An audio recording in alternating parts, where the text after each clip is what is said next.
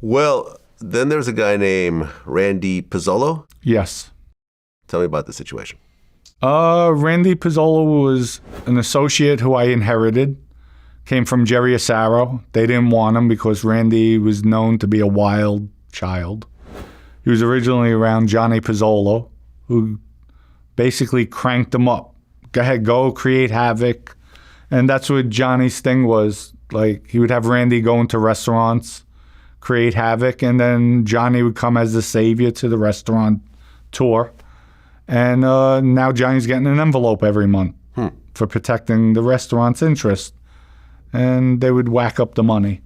So when Randy came to me, Vinny told me that he's a wild guy. Bring Ace, Anthony Aiello, with you, and read Randy the riot act. So that's what I did. I met Randy. I told him, I said, listen, I heard a lot of things about you. You're going to be answering to me from here on out. But we'll set the record straight right now. You and I, let's go over there right now. We're going to put your hands up, and we're going to duke it out. You beat me, you beat me. And he looked at me like, you're going to know I don't hide behind anything. This is your shot. I want to see how tough you are. And Randy was like, I have no problem. Then I'm telling you from this day forward, you're not going to conduct yourself as a wild man. I'm telling you right now, because I'm going to show you I am a tough guy. And supposedly he understood what I was telling him. And I would say for 2 or 3 months, Randy was perfect. Okay. And then what happened? I guess drinking, familiarity breeds contempt. He was starting to stay with me more, getting familiar with Vinny, with drinking and whatever else he was doing. He would go out in Queens, and we were in the Bronx, so he lived in Queens. And we would hear things, he'd pass stupid comments to people.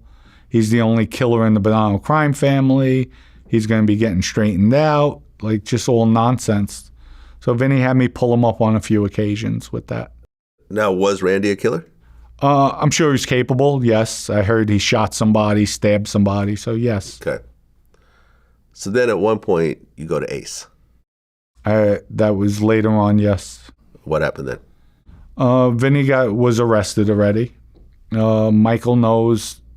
I thought, before Vinny got locked up, Vinny wanted me to kill Randy Pizzolo and a guy, Joe Borelli, killed the both of them.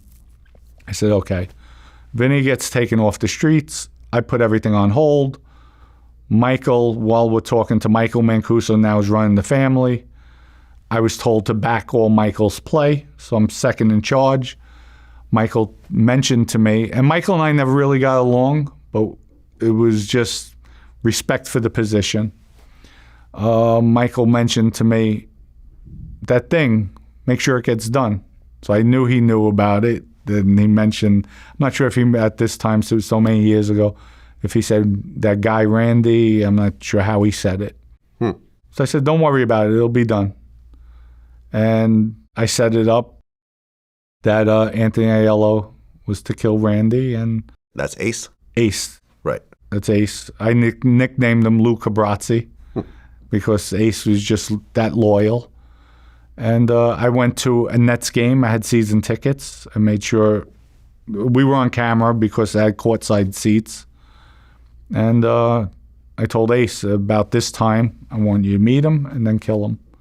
And what I did was I actually told Randy, I'm going to the Nets game. At the time, they were playing in the Meadowlands with Al. After the game, I want you to meet us in the city, maybe 11:30 at night. So he said, all right. I said, let your wife know that you'll be with me so she doesn't stress.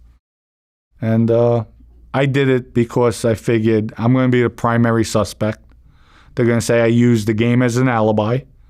So why would I use it as an alibi and then invite him out for drinks knowing he's going to be dead? I'm the prime suspect.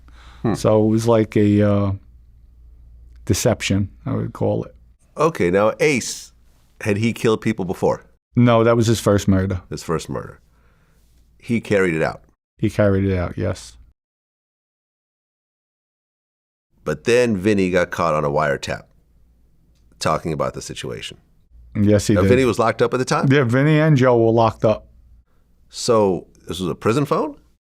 No, Joe Massino was wearing a wire.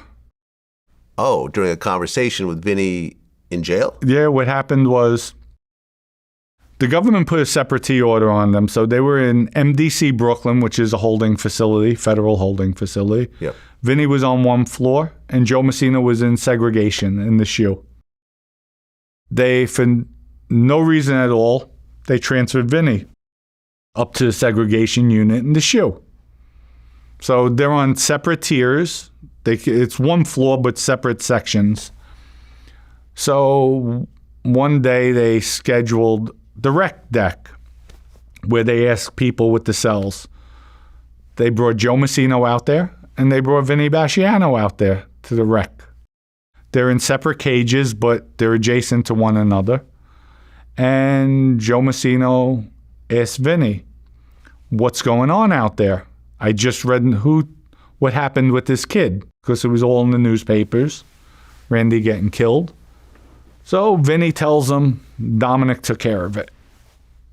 What do you mean Dominick took care of it? And then Joe Massino went into the Quiet Dom. What happened with Quiet Dom's son? And Vinny told him, we had nothing to do with it. Quiet Dom took care of it. It came from him, came from the father. And all the while, Joe was wearing a wire.